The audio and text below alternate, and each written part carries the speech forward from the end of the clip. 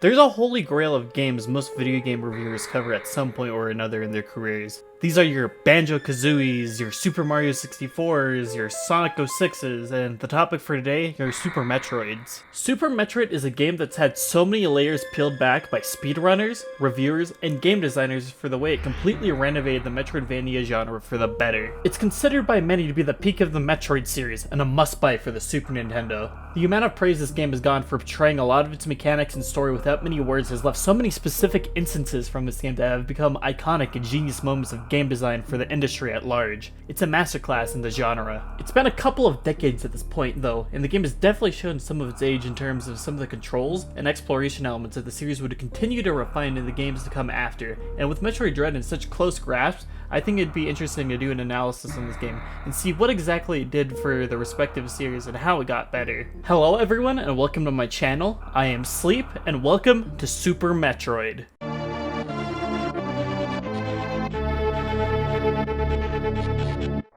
Super Metroid immediately follows up the events of Metroid 2, or Samus Returns, with giving a recap to Samus' adventure thus far, leading up to her deciding to spare the baby Metroid and bring it into a Galactic Federation station to study it for the betterment of mankind. Satisfied with how things were handled at the station, Samus decides to leave the station for a bounty mission when she is immediately hit with a distress signal from the station. This is when the game hands over the controller to the player as you explore the ravaged station with the scientists' bodies spread all over the place, eventually leading you into a room where you find the baby Metroid in a container outside of its original enclosure. This is when you're immediately surprise attacked by Ridley, where after a short scuffle, he gets away and sends the station into a self-destruct sequence. Here the player makes their great escape through the station with pipes bursting and everything falling apart. After making it back to her ship, Samus tracks down Ridley and makes her way to the once destroyed planet Zebes for another adventure. Once you land, you make your way down the escape shaft from the detonation sequence when you defeated Mother Brain, where you explore the now destroyed Torian, empty and in complete ruin. After making your way down the original elevator from the first game, you do the iconic intro of going to your left for the Morph Ball, where the game takes a strange and intimidating shift with this eyeball spotlight honing in on you and following your every move. Once you make your way back up to the ruins of the Mother Brain chamber, the space pirates reveal themselves and you're immediately ambushed. This is when the game really opens up and you embark on this classic Metroid journey. The introduction of this game is one of the best from the SNES era and does so much to establish the tone, atmosphere, and use of exploration for the rest of this game, along with it also giving a great recap for the people who haven't gone to experience the first two adventures of Samus. It's a bit slower paced, but does its job well in a way that feels engaging enough to pull players in. It's an evolution of the Metroid series, and does its absolute best to be a great reintroduction to this fantastic series. The evolution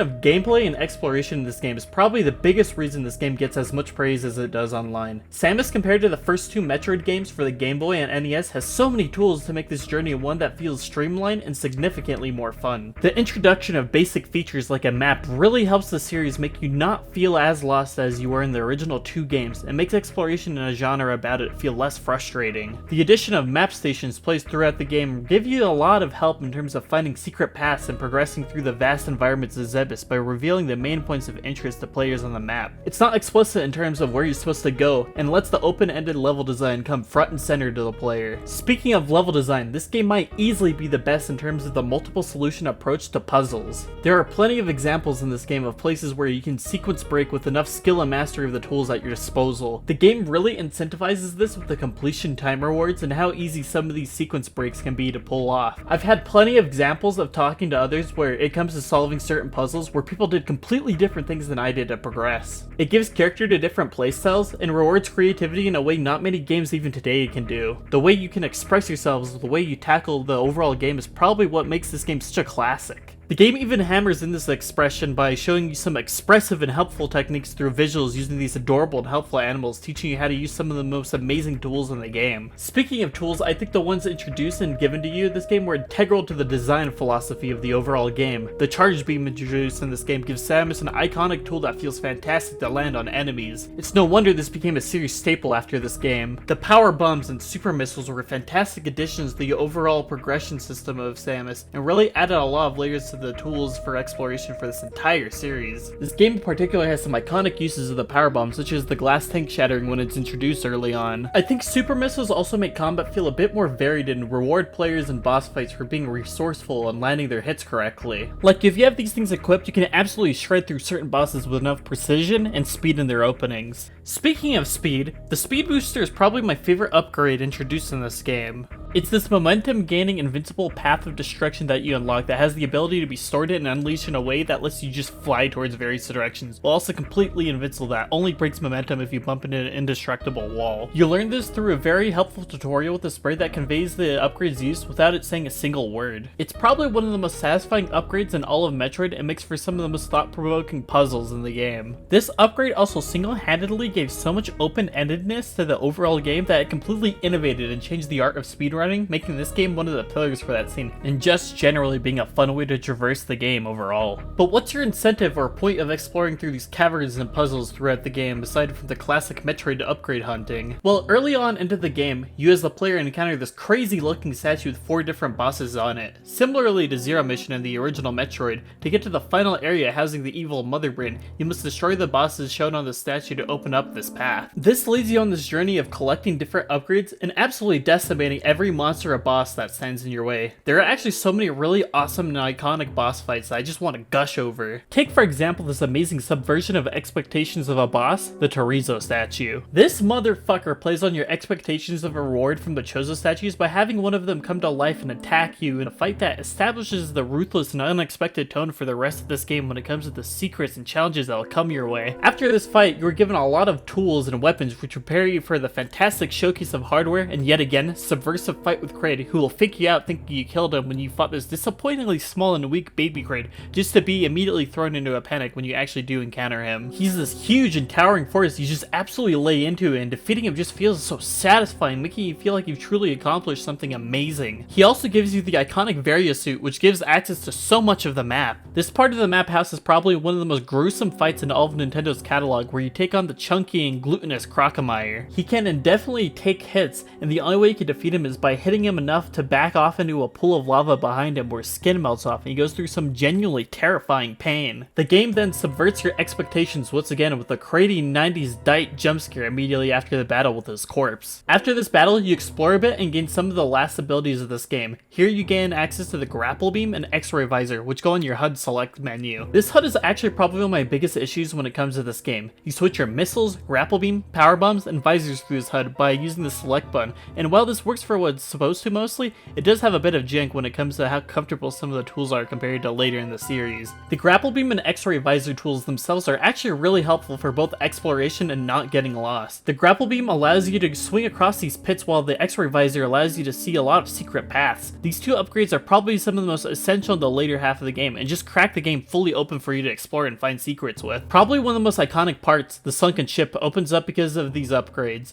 This entire area is ridden with ghosts everywhere, and due to the lack of power in this station, you can't save or use any of the heal stations in the entire section. This makes the fight with the difficult and layered boss Fantuna stand out for many players for its immense difficulty and punishment for losing, with you having to re-explore the entire Sunken Ship again. Luckily, when you slap the shit out of Fantuna like a space ghostbuster, the power turns on in the entire area and gives access to healing save stations for players to explore comfortably with. The third and second to last statue boss, Dragon, is probably one of the biggest examples of how this game rewards clever thinking, with him having two ways of being defeated. Either you could take him on and hit his weak point in a long and tough battle, or if you have enough health and consider your surroundings, you could grapple the sides of the arena you fight him in with this loose wire when he grabs you and electrocute both of you until the boss dies. This technique can make this otherwise tough boss an absolute breeze to get through, and shows off that out-of-the-box thinking the game designers had when it came to making this fantastic game. Around after this, you gain your space jump and gravity suit abilities, which allow you to jump indefinitely and traverse in lava with no problem, which allow you to access an early room that teased the lair of Ridley. The iconic build-up to the famous Super Metroid Ridley fight is fantastic, with you gaining access to this deep lava-filled area where you have to explore and race against this quickly rising lava as you try and locate this giant space pterodactyl in search of the baby Metroid. It's this absolutely empowering path that will test your abilities thus far, and when you finally find that purple motherfucker, you just lay into him with every tool in your disposal. Ridley just gets absolutely plowed with missiles and super missiles as you trade hits with Samus's mortal enemy. When you finally defeat him, he unleashes that devastating shriek you can't help but feel accomplished with. But your journey isn't quite over because you find that baby Metroid's container, but it's been broken and seems to have gone out. Since you've defeated the 4 bosses on that statue, you backtrack your way to that room, where each of the eyes of the statue finally becomes soulless and open up the path to the final area. Here you explore the newly constructed Torian as you try and find and destroy the absolutely piece of shit Mother Brain. Much like Zero Mission in the original game, newly born Metroids are introduced and try to do a group assault on you, but you must prevail. Eventually you find yourself in a room full of lifeless, sucked up corpses of enemies earlier in the game, and you are suddenly attacked by a gigantic Metroid. The Metroid hesitates to kill you though, and at the last moment you both realize that it's the baby Metroid. Look how our dude's grown! The baby Metroid wanders off though, and you find yourself going deeper into the depths of Torian, where you find a very familiar room akin to the Mother Brain room of the original. Here you basically do the same fight as before, with her going down relatively easy, but then in a sudden twist, the son of a bitch rises up and begins attacking in a dinosaur-like body. You lay into her a bit, but then she suddenly hits you with a rainbow laser beam of death that nearly kills you. It almost feels unwinnable, and she prepares to hit you with another beam of death. This is when suddenly the baby Metroid comes in to protect Samus and drains Mother Brain of her energy. The baby Metroid then attempts to heal Samus, but then suddenly Mother Brain starts moving and attacking the Metroid. In one final attempt to protect its adoptive mother, the baby Metroid rushes towards Mother Brain, but is murdered right above Samus. These particles rain down onto Samus, and she's suddenly given the final gift from the baby Metroid, the Hyper Beam. With this, you absolutely lay into Mother Brain and defeat the son of a bitch. After this, Mother Brain proceeds to activate a detonation to destroy the entirety of Zebes, and Samus makes her way back to the ship, saving the helpful animals from earlier in the game along the way. Here Samus makes her great escape, and the game concludes in true Metroid fashion. Overall, Super Metroid is an absolute classic game and is an absolute must-play for any Metroid fan. The innovation in storytelling, gameplay, and level design from this game is unprecedented